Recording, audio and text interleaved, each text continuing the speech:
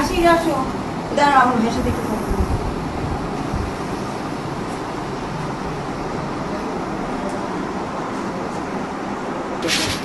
কিছু মনে করেন না, আমাদের তো জিজ্ঞাসা করতে হয়। করেন, সমস্যা নেই, যে ইচ্ছে তো সেটাই জিজ্ঞেস করেন।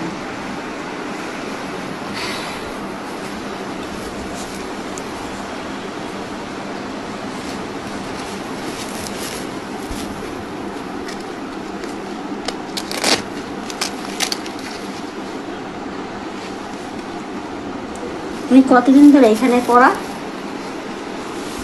উনি তো সকালেও তো কিছু খাওয়া দাওয়া করছে, একটু আপেল টাপেল খাইছে, সকালেও খাইছে, দুপুরেও ওনার শ্বাস প্রশ্বাস ছিল, আমি দেখছি ধরেন 1:30 পৌনে 2টা এরকম দিকে।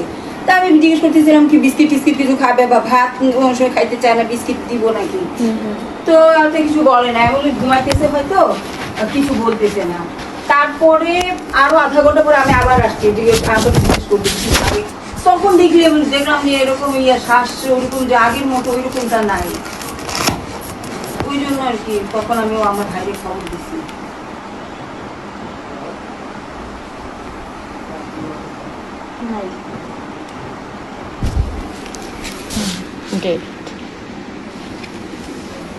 উনি তো আজকে মারা জানে আপু,